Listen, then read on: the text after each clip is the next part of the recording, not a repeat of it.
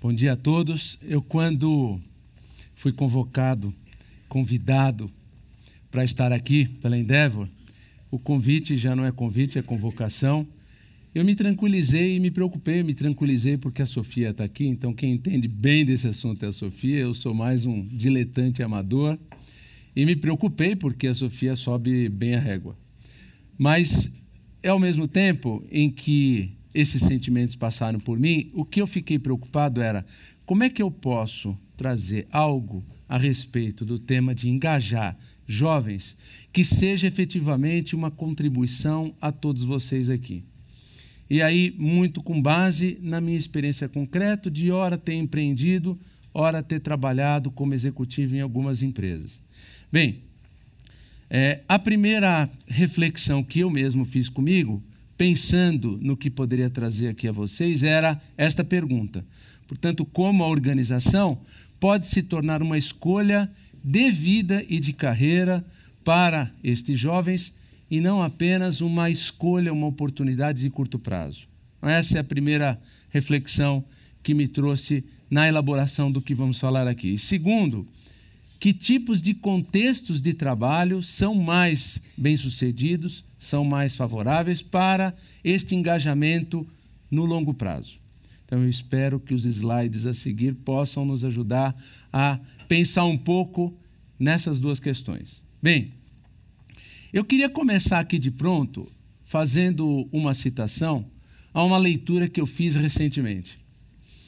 O Daniel Pink é um sujeito extraordinário com livros maravilhosos, O Lado Direito do Cérebro, o livro mais recente dele que é o Drive, o livro Motivação 3.0. Daniel Pink tem escrito sobre o tema, entre outras coisas, motivação. E nesse livro, ele trouxe um dado surpreendente. O livro é de 2010, então nós estamos falando de algo bem recente. A curva de engajamento das pessoas, e aí eu acho que engajamento é uma palavra tão autoexplicativa que dá para a gente imaginar do que a gente está falando.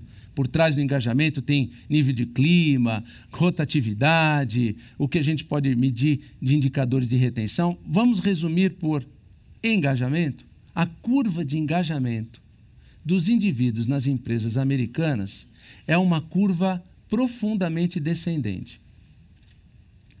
E a curva de participação dos indivíduos em trabalho voluntário é uma curva exponencialmente ascendente. Eu tenho conversado e procurado a correlação desses dados com a realidade brasileira, e quando eu participo do Comitê de Gestão de Pessoas da Câmara Americana, que é um dos melhores fóruns para reunir executivos de RH, a sensação é corremos um grande risco sempre de ver o nível de engajamento nas nossas organizações numa linha descendente. Tem sido cada vez mais difícil engajar.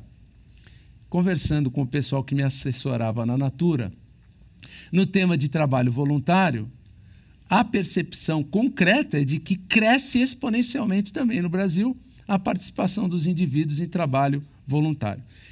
Pessoal, me expliquem qual foi a aula da faculdade que a gente cabulou. Qual foi a matéria que a gente esqueceu de estudar?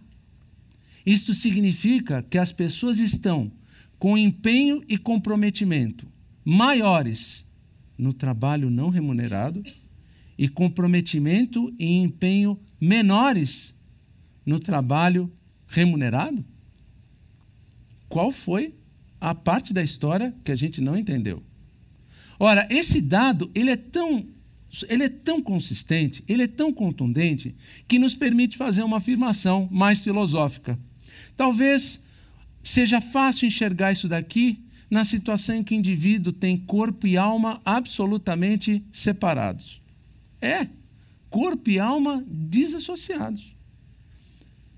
O indivíduo acorda de manhã, ele dá banho naquele corpo, e aí ele leva aquele corpo ao trabalho.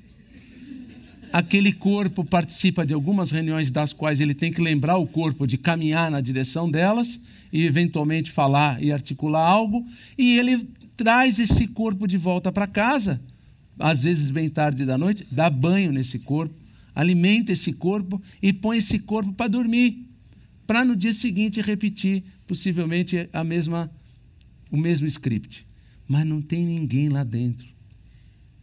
A alma está desesperada procurando algum sentido naquilo tudo, algum significado, algum propósito, algo que para aquele indivíduo possa ter sentido profundo, na visão de futuro que ele tem dele mesmo, nos valores mais pessoais, na sua história de vida, naquilo que para ele é um propósito de vida que vale a pena ser experimentado um pouquinho, todos os dias. Dan Pink é um dos caras que, junto com uma turma de cientistas de economia comportamental do MIT, tem trazido uma questão muito interessante sobre o porquê fazemos alguma coisa ou falamos alguma coisa.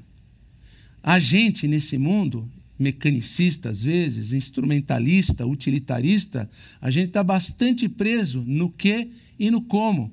Mas e o porquê? Do ponto de vista desses que tratam, inclusive, felizmente a gente tem muitos desses bons pensadores no Brasil também, que tratam o tema da motivação, é bem claro hoje, gente, que o que a ciência já sabe a respeito desse assunto não é o que a empresa pratica. Eu vou dizer a vocês que uma das coisas mais assustadoras, eu sou professor de comportamento organizacional, uma das coisas mais assustadoras que eu tenho levado para a sala de aula é o meu espanto em ver a distância que existe entre o que a ciência já sabe sobre o comportamento humano e o que as empresas praticam, sobretudo em suas políticas de gestão de pessoas.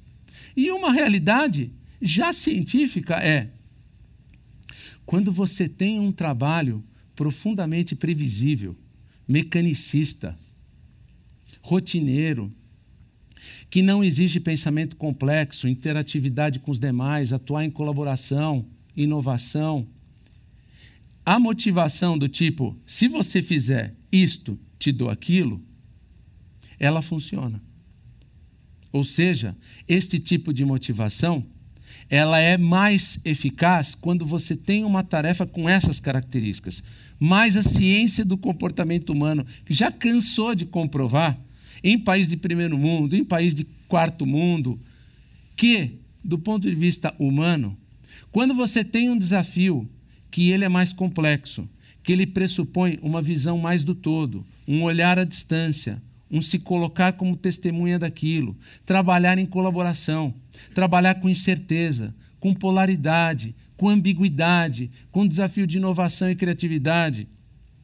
Cabendo aqui o parênteses de quais são hoje os trabalhos em que isso não é necessário, né? Fica aqui a dúvida. É óbvio que a gente vai sempre lembrar um ou dois daquele primeiro exemplo, mas parece que, sobretudo, quando ascendemos na organização para desafios maiores, quase todos caminham para a direção deste perfil aqui que eu acabei de descrever, de maior complexidade, aplicar a velha história de recompensa ou punição da cenoura no fim da tarefa, funciona menos. Mais do que funcionar menos, assustadoramente, as pesquisas que o pessoal do MIT tem a exaustão a respeito desse assunto é que trazem o resultado diretamente inverso do esperado, do ponto de vista de eficácia e de eficiência.